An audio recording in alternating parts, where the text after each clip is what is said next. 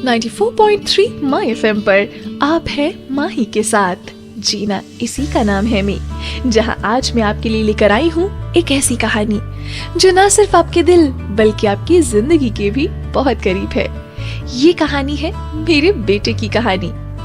हर्षल अपने कमरे में बैठकर काम करने की कोशिश कर रहा है, और कोशिश इसलिए क्योंकि बाहर से इतनी आवाजें आ रही हैं और उसका मन काम में बिल्कुल नहीं लग रहा।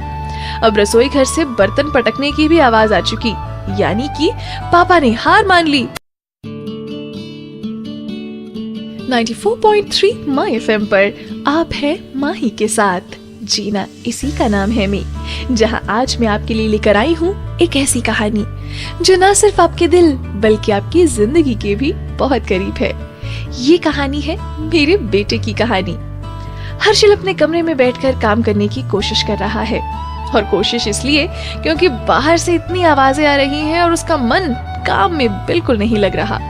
अब रसोई घर से बर्तन पटकने की भी आवाज आ चुकी, यानी कि पापा ने हार मान ली और माँ वो अब भी अपनी बात पर अड़ी है। ज्यादातर तो ऐसे झगड़ों का मुख्य कारण एक ही रहता, हर्षल। आखिर एक ही तो बेटा था, और वो भी शादी के 9 साल बाद हुआ था। बहुत लाड प्यार से पाला था। वैसे हर्षल बचपन से ही बहुत समझदार था, लेकिन वो इसलिए क्योंकि जब वो छोटा था तो अपनी माँ की सारी बातें मान लेता। पर जैसे जैसे वो बड़ा होने लगा तब कई बार छोटी मोटी तकरारें हो जाती थी इस माँ बेटे के बीच में। 94.3 माई एफएम पर आप है माही के साथ। जीना इसी का नाम है मैं, और सुन रहे हैं शायद हर माँ की कहानी।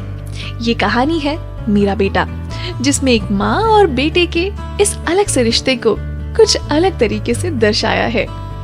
जब भी घर पे मेहमान आते तो वो सारे मेहमान तो बेचारे बेहाल हो जाते, क्योंकि माँ तो हमेशा मेरा बेटा ये, मेरा बेटा वो, मेरा बेटा ऐसे, मेरा बेटा वैसे, बस ऐसी ही बातें करती रहती। कोई कोई मेहमान तो बहुत बोर हो जाते, तो कोई कोई बड़े चाव से मम्मी की बातें सुनते। कई बार तो ऐसे मेहमान अपने बेटा या बेटी की भी बातें सुनाने लगते कि हमारा बेटा भी ऐसा है, हमारी बेटी ने ऐसा किया। इन शॉर्ट, हर्षल की बातें करने और सुनने के लिए ही मानो सारा संसार बना हो, ऐसा उस वक्त हर्षल को लगता। पर चाहे कुछ भी हो जाए, अंतिम वाक्य तो मम्मी ही बोलती, आखिरकार मेरा बेटा है हर्षल।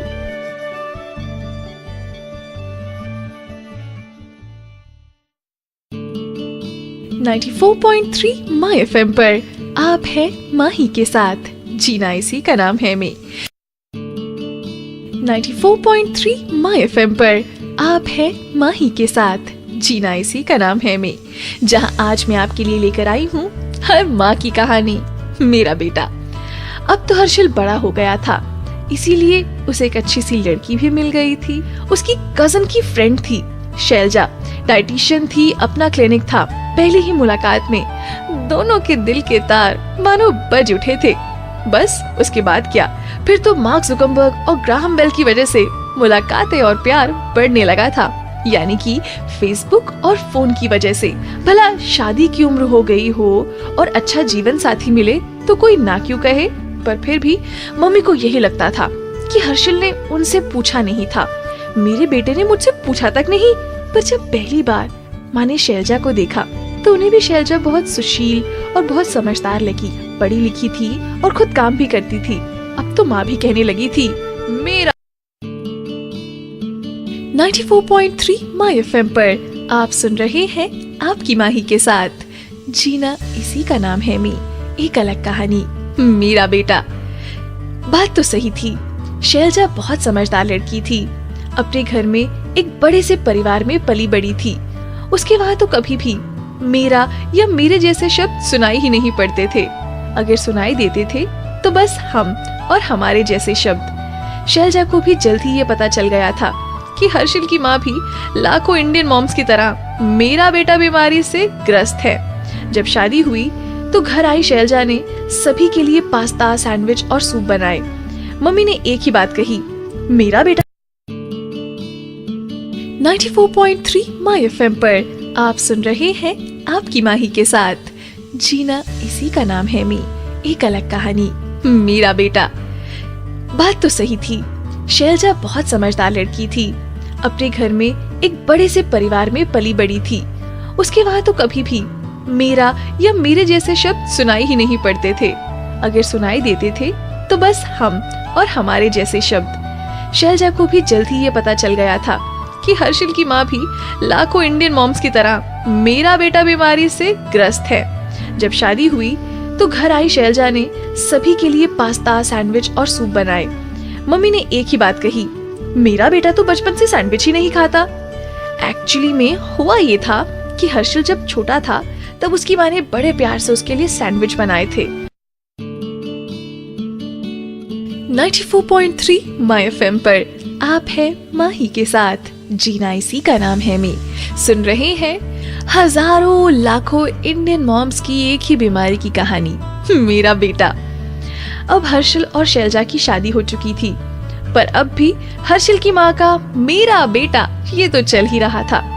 पर अब शैलजा ने एक नया रास्ता अपनाया था। वो हमेशा माँ से कहती, मम्मी आप खाना बना दोगी ना, हर्षिल को आपके हाथ का बना खाना पसंद है। मम्मी आप ही हर्षिल की अलमारी में कपड़े रख देना। मम्मी हर्षिल के सॉक्स और हैंकरचीफ लाने हैं, आप जाएंगी ना मार्केट। अब होता ये था कि पापा, हर्षिल और शैलजा डाइनिंग टेबल पर हंसते हुए खाना खाते और माँ वो हमेशा किचन में खाना बनाती रहती। ये तीनों टीवी देखते तो मम्मी हर्षिल के कपड़े लॉन्ड्री से लेने जाती। 2 महीनों के बाद माँ ने पापा से धीरे से पूछा, आपको नहीं लगता कि शादी के बाद मेरा काम कुछ बढ़ गया है? तो पापा ने कहा, भाई तुम्हारा बेटा है, तुम जानो। उस दिन पहली बार पापा के ये कहने के बाद मम्मी को मेरा बेटा शब्द बोलने की इच्छा नहीं हो रही थी। 94.3 माय एफएम पर आप है आपकी माही के साथ, जीना इसी का नाम है में। और सुन रहे हैं हमारी आज की कहानी।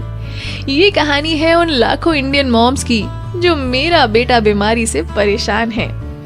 जिस वक्त माँ और बाबूजी के बीच में मेरा बेटा है ये सारी बातें चल रही थी, ठीक उसी वक्त शैलजा अपने कमरे में हर्षिल से कह रही थी, हर्षिल मुझे बहुत गिल्ट हो रहा है, मम्मी बेचारे कितना थक जाते हैं, कब तक मुझे ये नाटक करना पड़ेगा, मुझसे नहीं होता। ये तो दूसरे ही दिन हुआ कि हर्षिल के लिए ब्रेकफास्ट बनाते हुए माँ को चाकू लग गया और बहते हुए खून पर पट्टी बांधते हुए शैलजा ने परेशान होकर कहा, मम्मी आखिर अब तुम कब तक मेरा बेटा है ये कहते रहोगी? अब ऐसा कहो कि मैं तेरी माँ हूँ, आखिर हर्षिल को भी तो कुछ करने का मौका दो। चलो आज हम कुछ नया करते हैं, हर्षिल को सिर्फ टोस्ट और बटर देते हैं। अगर उसके दिल में होगा कि मम्मी को तकलीफ नहीं होनी चाहिए तो वो चुपचाप खा लेगा। आखिर देखे तो सही, एक बार तो जगह बदल कर देखो ना माँ। माँ ये सारी बातें चुपचाप सुनती रही। बाहर से हर्षिल की आवाज आई, मम्मी ज्यादा तो नहीं लगी, तुम कहाँ हो? ये सुनते ही माँ की आंखें भर आई और शैलजा जान गई कि आखिरकार उसने माँ को इस बीमारी के जकड़न जाल से अब बाहर निकाल लिया है।